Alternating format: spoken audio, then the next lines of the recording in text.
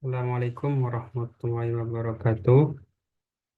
Perkenalkan, nama saya Agus Priyanto dari program studi akuntansi. Pada kesempatan kali ini, saya akan mempresentasikan lembar jawaban tugas bahasa Indonesia dengan dosen pengampu Ibu Lia Dewinta, SSM Hum. Adapun tugas yang diberikan adalah membuat tinjauan pustaka, yaitu untuk satu buku dan satu artikel. Saya akan mulai dengan tinjauan pustaka buku. Adapun buku yang saya ambil untuk dibuat ulasannya adalah buku dengan judul Buku Saku Pengadaan Pajak yang disusun oleh Komisi Pengawas Persaingan Usaha atau KPPU yang diterbitkan oleh Komisi Pengawas Persaingan Usaha atau KPPU dengan tahun penerbitan 2012 dan jumlah halaman sebanyak 47 halaman. Baik, kita mulai. Untuk buku Saku Pengadaan Pajak merupakan buku yang disusun oleh sebuah lembaga negara yaitu Komisi Pengawas Persaingan Usaha yang diterbitkan tahun 2012.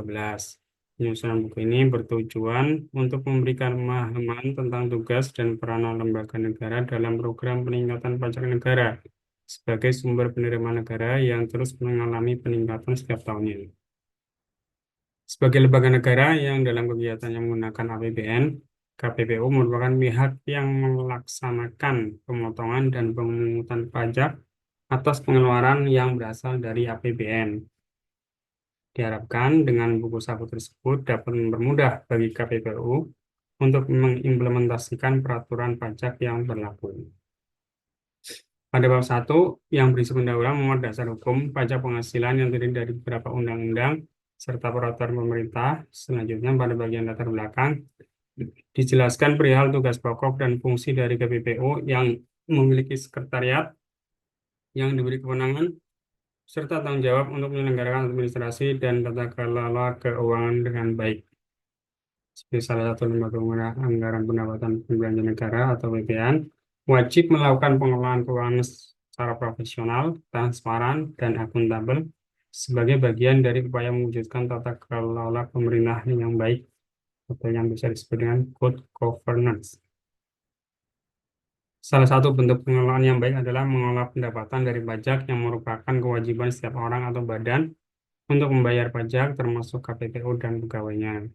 Untuk aktif berkesadaran melaksanakan kewajiban sebagai warga negara yang baik yaitu sesuai dengan ketentuan yang berlaku di bidang perpajakan.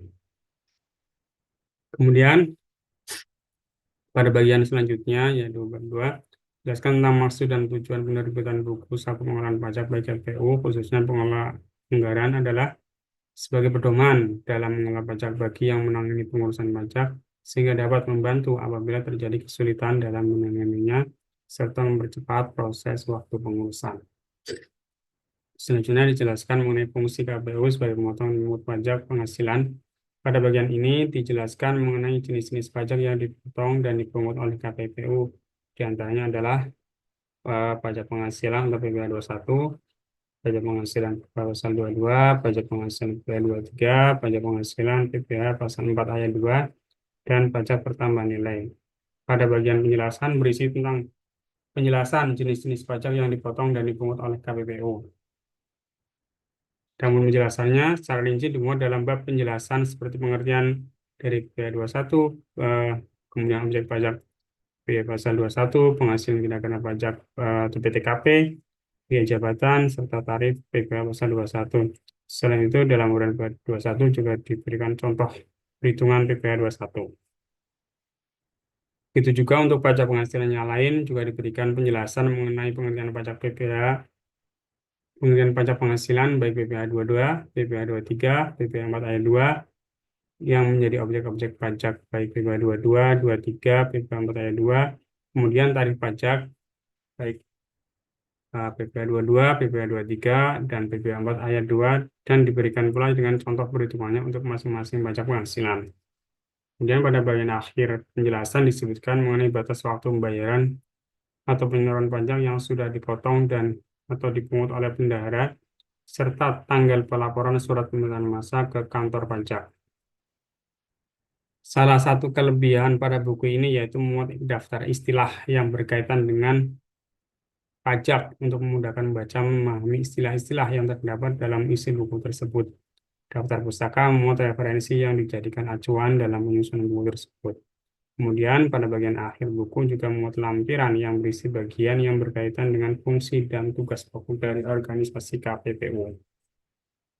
Meskipun buku saku pengadaan pajak ini memuat penjelasan tentang pemungutan dan pemotongan pajak penghasilan oleh KPPU, namun belum memuat penjelasan mengenai pajak penghasilan yang bukan objek pajak dari pajak penghasilan. Hal ini penting agar dalam pemotongan dan pemotongan dari pemungutan pajak benar-benar dilakukan objek pajak yang sesuai dengan apa yang telah diatur dalam peraturan perpajakan yang berlaku sehingga tidak terjadi perancuan dalam pemotongan dan pemungutan pajak. Demikian tadi ulasan untuk buku yang pertama. Kemudian yang kedua, yaitu tugas yang kedua itu membuat tinjauan pustaka atau ulasan dari artikel atau jurnal.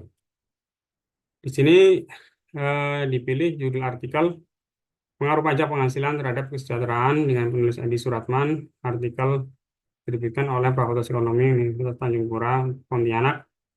Untuk volume dan halamannya itu volume ke-10, nomor 1, eh, tahunnya Juni 2029, halaman 125 sampai 137.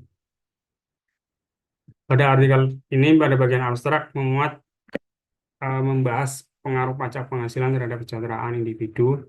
Dalam penjelasannya, penulis mengembangkan model teoritis untuk menganalisis efek utama pajak penghasilan terhadap kesejahteraan.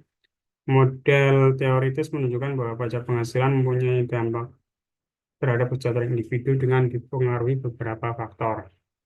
Adapun kata kuncinya untuk artikelnya adalah pajak penghasilan, kemakmuran, serta model teoritis.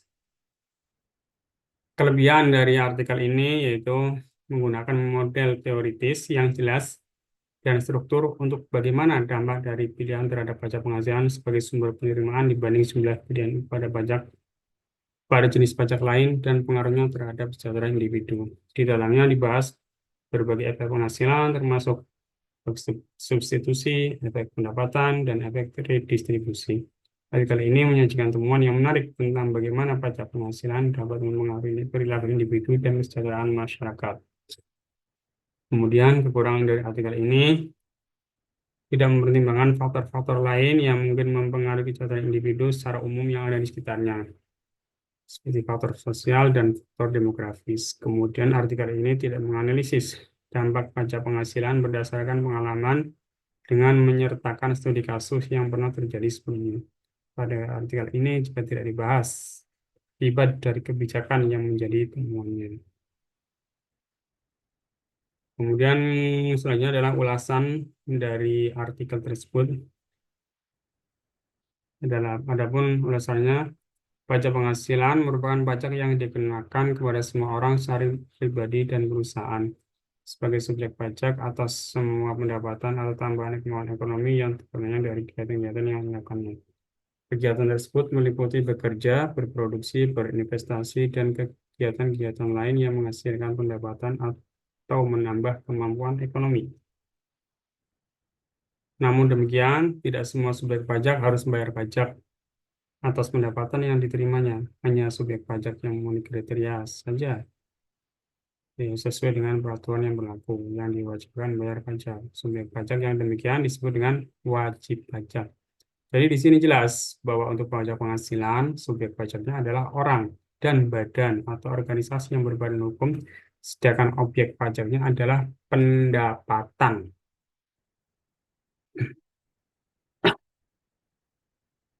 Kenaikan pajak penghasilan mempunyai pengaruh terhadap individu dalam kegiatannya untuk mendapatkan penghasilan yang akan dikenakan pajak. Kemudian, kenaikan pajak penghasilan berpengaruh terhadap penurunan pendapatan bersih sehingga mengurangi daya beli.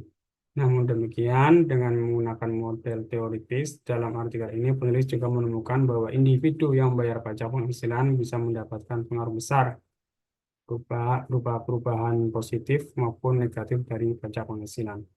Penulis merekomendasikan penelitian lebih lanjut untuk memahami dampak pajak penghasilan secara lebih menyeluruh.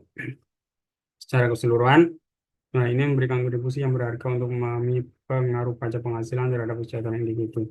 Nah, ini direkomendasikan untuk para peneliti dan pembuat kebijakan yang tertarik dengan masalah perpajakan dan kesejahteraan. Demikian ulasan dari tugas mata kuliah bahasa Indonesia yang diberikan. Sebaiknya saya ucapkan terima kasih.